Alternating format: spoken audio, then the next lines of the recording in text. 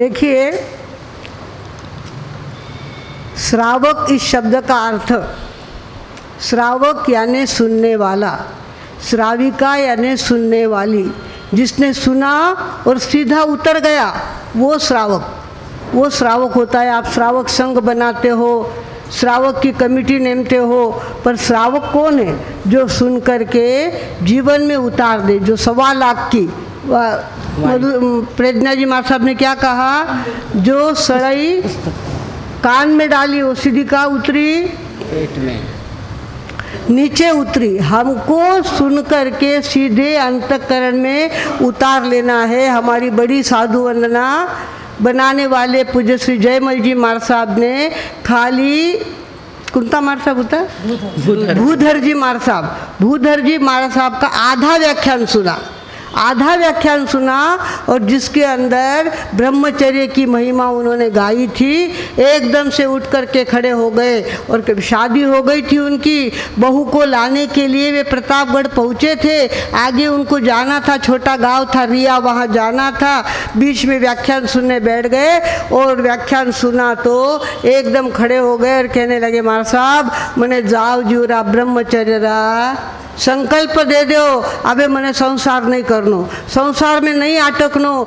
चाहे जितना लोगों ने उनको डिगाने की कोशिश की, चाहे उनकी पत्नी आ गई उसने पैर पकड़े, पर एक बार गले उतर गई बात कि संसार करने में कर्म बंद होता है और ब्रह्मचारी रहने में कर्मों की निर्जरा होती है। बस अब मुझे वही काम करना है।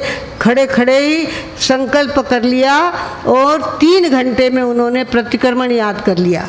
मार साहब ने कहा, प्रतिक्रमण के सिवा हम दीक्षा नहीं देते, तो 3 घंटे में परिक्रमणा भी याद कर लिया। और ये बड़ी साधु वंदना 111 गाथा उन्होंने 3 घंटे में बनाई। 17 शास्त्रों का सार उसके अंदर है। खाली एक आधा व्याख्यान सुना, उसके अंदर उन्होंने भगवानों हमें भी चाहिए, हम यहाँ बैठते हैं, आठे बैठान ध्यान घरे रेवे, घर दूध रो भुगलो माए कपाट में रखियो कि नहीं रखियो, नींद की आएगी तो कहीं करा। इस तरह से हमारा मन कहीं न कहीं भटकने जाता है। अपने फायदे के लिए हमें सुनना है। यहाँ आते हो, एक ध्यान से सुनो, एक ध्यान से अंतःकरण में उतारो और उसका जीवन में प्रयोग करो तो कुछ फायदा है। भगवान केल्याशिवाय होत नाही, केल्याने होता है रे, केले आधी केलेची पाहिजे। तो करना है हमको, क्या करना है? कधी बसूनी शांत तू कर विचार, कधी बसूनी शांत तू कर विचार। तुझा तुझ विण जगती कोण आधार, तुझा तुझ विण जगती कोण आधार। को जुळवूनी प्रभूशी एकतार, कधी बसूनी शांत तू कर विचार, कधी बसूनी शांत तू कर विचार। काया काम विकारी जोडी, काया काम विकारी जोडी, ममतेची लागे मग गोडी। काया काम विकारी जोडी, ममतेची लागे मग गोडी। मग संसारी रमसी फार, कधी बसूनी शांत तू बोला कर विचार, कधी बसूनी शांत तू कर विचार। विणले जाळे जे कोळ्याने, विणले जाळे जे कोळ्याने, तेच कार्य के केले भोळ्याने, विणले जाळे जे कोळ्याने, तेच कार्य केले भोळ्याने. खूप चढविला कर्म भार कधी बसूनी शांत तू कर विचार, कधी बसूनी शांत तू कर विचार.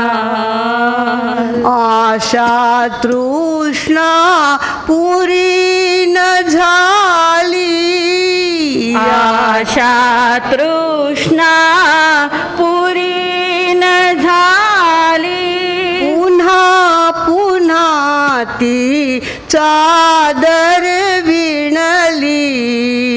आशा तृष्णा पुरी न झाली, पुन्हा पुन्हा ती चादर विणली.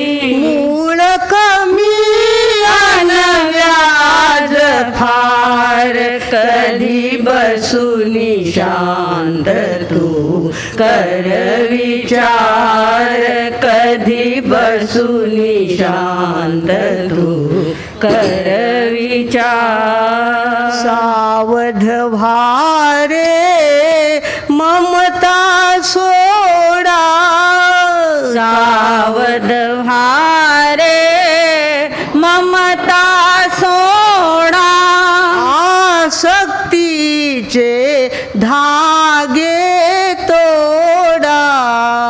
सावध भारे ममता सोडा, आसक्तीचे धागे तोडा.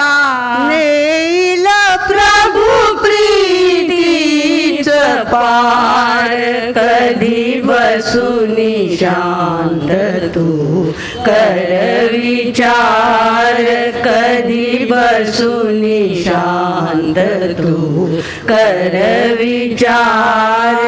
तुझा तुझ विण जगती कोण आधार, तुझा तुझ विण जगती कोण आधार.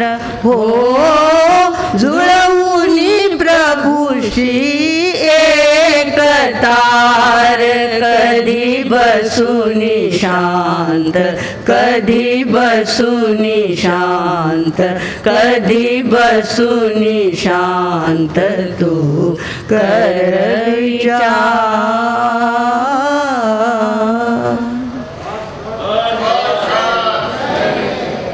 इस प्रकार हमें खुद को करना पड़ेगा. भगवान महावीर का कहना है, तेरे सामने जो परिस्थिति निर्माण हुई है वो तेरे कारण हुई है. तू अगर सावचेत हो जाए, तू सुनकर के ग्रहण करने लग जाए, तू सुनकर के अपना आचरण सुधार दे, तो देखते देखते तेरा दमदार और बेड़ा पार हो सकता है. भागवानों, हम यहाँ आएंगे, बैठेंगे और ध्यान अपना दूसरी तरफ रखेंगे. अच्छी तरह से नहीं सुनेंगे तो नुकसान किसका होगा? अपना ही नुकसान होने वाला है. प्रज्ञा जी मार साहब ने जो बातें कही है, हमारे प्रेरणा जी मार साहब कितना सुंदर गाते हैं. उन्होंने भी छोटी उम्र में दीक्षा लिए, 12 साल के थे वो दीक्षा लिए तब. ये 10 साल के, वो 12 साल के थे. दोनों ने अपनी खुशी से दीक्षा लिए और उनके दादी जी मांडी पर उनको सुलाते थे और उनको कथाएं सुनाते थे. चंदन बाला की कथा सुना, सुदर्शन की कथा सुना. वे सुनते सुनते सुनते उनके दिमाग में दीक्षा की बात पक्की बैठ गई. और दीक्षा लेने के बाद गुरुदेव की बात ऐसी पक्की मन में बैठ गई कि झुको गुरुदेव के वे उसोच करनो, जिसो गुरुदेव री आज्ञा है उसीच आपलं जीवनचर्या रखनी. इस प्रकार भागवानों, छोटे छोटे बच्चे देखो पूरी जिंदगी सौंप देते हैं और अच्छा वर्तन करने में अपनी शक्ति लगा देते हैं. हम भी ध्यान रखेंगे. आज प्रज्ञा जी मार साहब ने इतनी छोटी उम्र में दीक्षा ली, इतना बढ़िया उपदेश आपको दिया है कि सुनो, वो ग्रहण करो. वो 1.25 लाख का वो 1.25 लाख की मूर्ति होती है जो गले के नीचे उतरती है। जो इधर से सुनी इधर से निकाल दी वो 1 रुपए की होती है, इधर से निकाल दी और मुंह से इधर से डाली और इधर से मुंह से निकाल दी वो कितनी होती है 100 रुपए की। और कान से सुनी और ठेठ पेट में गई, हृदय में उतार दी वो उसकी कीमत कितनी होती है। आदमी की सोच है लाखे नो आदमी, 1.25 लाख का आदमी चाहिए जो सुनता है और आचरण में लाता है। ये बातें अगर अब ध्यान में रखेंगे, इतना समय आप देते हो, इतना समय हम लगाते हैं, उसका फायदा कब होगा? जब जीवन में प्रकाश आएगा, जीवन का अंधेरा दूर होगा तो ही हमारा सुनना हुआ कुछ फायदेमंद होगा। आज जो सुना है उसको हम आचरण में लाएंगे, ऐसा संकल्प करें, ऐसी भावना रखते हुए अब मैं विराम लेती हूँ। ओम शांति।